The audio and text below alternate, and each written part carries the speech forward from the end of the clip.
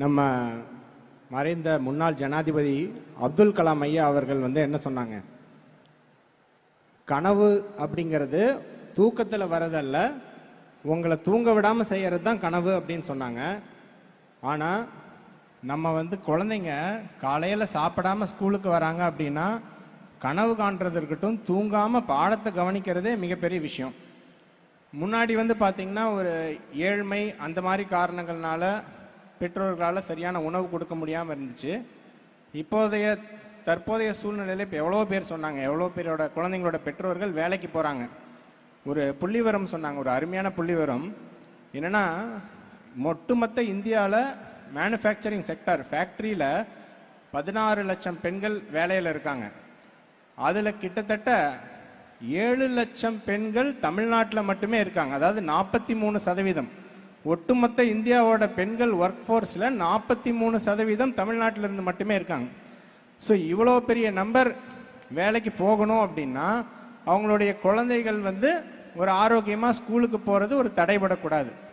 So இதுக்காக யோசித்து ஒரு அருமையாக கொண்டு வரப்பட்ட திட்டம் தான் காலை உணவு. குழந்தைகளுக்கு காலை உணவு எவ்வளோ முக்கியம் அப்படின்னா, இப்போ பெரியவங்க கூட நிறைய பேர் கேட்டாங்க, குழந்தைகளுக்கு ஐயா காலை உணவு திட்டம் போட்டிருக்காங்க, வீட்டுக்காரங்களுக்கெல்லாம் ஏதாவது திட்டம் இருக்குமா அப்படின்னு கேட்டாங்க. பெரியவங்களுக்கு பிரச்சனை இல்லை, சாப்பிடலன்னா கூட நம்ம தொப்பையிலேருந்து கொஞ்சம் எரிசக்தி கிடச்சிடும். பட் குழந்தைங்க அப்படி இல்லை. ஒரு நாள் இரவு அவங்க தூங்கி எந்திரிச்சாங்கன்னா அவங்களோட எரிபொருள்லாம் தீந்துடும். ஸோ அடுத்த நாள் எனர்ஜி இல்லாமல் அவங்களால கவனிக்க முடியாது, கல்வியில் கவனம் செலுத்த முடியாது, எழுத முடியாது, விஷயத்தை ஞாபகம் வச்சுக்க முடியாது. அப்படிப்பட்ட விஷயத்தில் யோசித்து கொண்டு வந்தது தான் இந்த காலை உணவு திட்டம். அதில் மதிய உணவு திட்டத்தில் தமிழ்நாடு தான் இந்தியாவுக்கே முன்னோடிங்கிறது அனைவருக்கும் தெரியும். கிட்டத்தட்ட 60 வருஷம் முன்னாடி இருந்தே மதிய உணவு திட்டத்தை சக்ஸஸ்ஃபுல்லாக செயல்படுத்திட்டு இருக்கு தமிழ்நாடு. இப்போ மதிய உணவு திட்டத்தில் பார்த்திங்கன்னா எவ்வளவோ மெனு பார்த்திங்கன்னா, வெஜிடபிள் பிரியாணி, கொண்டை கடலை புலாவ், மீல் மேக்கர் சாதம், அப்புறம் தக்காளி சாதம், புளி சாதம், அப்புறம் கருவேப்பிலை சாதம், கீரை சாதம், இதெல்லாம் போடுறாங்களா? இதோட சேர்ந்து ஒவ்வொரு நாளுக்கும் ஒவ்வொரு வகையான முட்டை, வெறும் வேக வச்ச முட்டைலாம் இல்லை, மசாலா முட்டை, உருளைக்கிழங்கு வறுவல், பெப்பர் முட்டை, இதோட சேர்த்து இப்போ காலை உணவில் குழந்தைங்க சொன்ன மாதிரி பல்வேறு வகையான உணவுகள், ரவா உப்புமா, சேமியா உப்புமா, கோதுமை ரவா உப்புமா, கிச்சடி, சோள கிச்சடி, அப்புறம் கோதுமை ரவா பொங்கல், கேசரி, இத்தனை வகையான உணவுகள் அருமையாக ஒரு ஏவி காமிச்சாங்க. இத்தனை உணவுகள் கிடைக்குது. இது மூலமாக நீங்கள் ஈவன் இப்போ நார்மலாக நம்ம வீட்டில் குழந்தைங்க அது இல்லைன்னா என்ன சாப்பிட்றாங்க, ஒரு இட்லி தோசை சாப்பிட்றாங்க. ஒரு நார்மல் பணக்கார குழந்தைங்கன்னா கார்ன்ஃப்ளேக்ஸு பால் சாப்பிட்றாங்க. இந்த கார்ன்ஃப்ளேக்ஸ் பாலை இல்லை ஏழை குழந்தைகள் நிறைய டைம் எதுவும் நேரம் இல்லைன்னா நிறைய பேர் கேட்டேன், டீயும் பிஸ்கட்டு தான் முன்னாடி சாப்பிட்டுட்டு இருந்திருக்காங்க.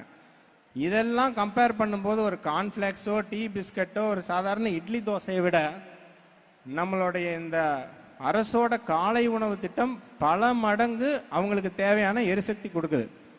எந்த அளவுக்கு அப்படின்னு பார்த்தீங்கன்னா, நேஷ்னல் கைட்லைன்ஸ், இந்திய அரசோட கைட்லைன்ஸே கிட்டத்தட்ட பிரைமரி குழந்தைங்களுக்கு ஒரு நாளைக்கு ஒரு 450 கலோரி போதும், ஒரு 12 கிராம் புரதங்கள் போதும் அப்படின்னு சொல்லுது. ஆனால் நம்மளுடைய காலை உணவு திட்டம், மதிய உணவு திட்டம் ரெண்டும் சேர்க்கும்போது கிட்டத்தட்ட 2 மடங்கு கலோரிகள், 850 கலோரி எரிசக்தி நம்ம அரசே கொடுத்துருது. கிட்டத்தட்ட 28 கிராம் புரதம், ஒரு நாளைக்கு தேவையான புரோட்டீனில் கிட்டத்தட்ட 100% இந்த 2 வேளை உணவுலேயே கிடைச்சிருது. ஸோ இந்த அளவுக்கு உணவு கிடைச்சிட்டா குழந்தைங்க எதை பற்றியும் யோசிக்கவே தேவையில்லை. இந்த மாதிரி திட்டம் வேற எங்கேயாவது இருக்கா நடைமுறைக்கானா, இந்தியாவிலே இதுதான் முதன்மை திட்டம். சரி, வேற வெளிநாடுகள் இந்த மாதிரி திட்டம் இருக்கா அப்படின்னு பார்க்கும் பொழுது, அமெரிக்காவில் இருக்குது ரொம்ப ஏழை குழந்தைங்களுக்கு மட்டும், யூகேல இருக்குது ஏழை குழந்தைங்களுக்கு மட்டும், பிரேசில் நாட்டில் இருக்குது. ஆனால் இந்த மாதிரி தமிழ்நாடு மாதிரி உலகத்திலேயே அனைத்து பள்ளிகள்லையும் காலை உணவு திட்டம்ங்கிறது எங்கேயுமே கிடையாது அப்படிங்கிறத நான் ஒரு பெருமையோடு இந்த மேடையில் தெரிவிச்சுக்க விரும்புகிறேன். அது மட்டும் இல்லாமல் இத்தனை விஷயத்தை நம்ம ஞாபகப்படுத்துகிறோம். ஆனால் இதில் ஏதாவது நமக்கு பயன் இருக்கா அப்படின்னு நம்ம ஒரு அனாலிசிஸ் பண்ணோம் இல்லைங்களா? சும்மா இருக்கு, டேஸ்ட்டு நல்லா இருக்குது, உப்புமா நல்லா இருக்குது அப்படிங்கிறது பத்தாது. ஸோ சென்னை மருத்துவக் கல்லூரியோட டிபார்ட்மெண்ட் மூலமாக ஒரு அனாலிசிஸ் பண்ணி பார்த்துருக்காங்க எந்த அளவுக்கு குழந்தைங்களுக்கு முன்னேற்றம் வந்திருக்கு அப்படின்னு. அது என்ன தெரிஞ்சிருக்குன்னா, பஞ்சுவாலிட்டி, நேரத்தோட பள்ளிக்கு வருவது கிட்டத்தட்ட 98.5% அதிகமாக இருக்குது. அப்புறம் பள்ளியில் இருக்கக்கூடிய ஆசிரியர்கள்கிட்ட ஒரு கேட்டிருக்காங்க கருத்து கணிப்பில், கிட்டத்தட்ட 5லேருந்து 10% வரை அவங்களுடைய கவனிக்கும் திறன், எழுதும் திறன், படிப்பு திறன் இது எல்லாமே வந்து பல மடங்கு அதிகமாக இருக்கிறது தெரிய வந்திருக்கு. விளையாட்டில் அவங்க பங்கேற்கும் திறன் பல மடங்கு அதிகமாக இருக்குன்னு தெரிய வந்திருக்கு. அதை விட முக்கியமாக நான் ஒரு குழந்தை நல மருத்துவராக இங்கே இருக்கும்போது ஒரு முக்கியமான தகவல், அதாவது பள்ளி குழந்தைகள் ஏதாவது ஒரு நோய் நொடினால ஹாஸ்பிட்டலைசேஷன் மருத்துவமனையில் அட்மிட் ஆகிறது இது கிட்டத்தட்ட 63% குறைஞ்சிருக்கு கடந்த ஒரு வருஷத்தில்.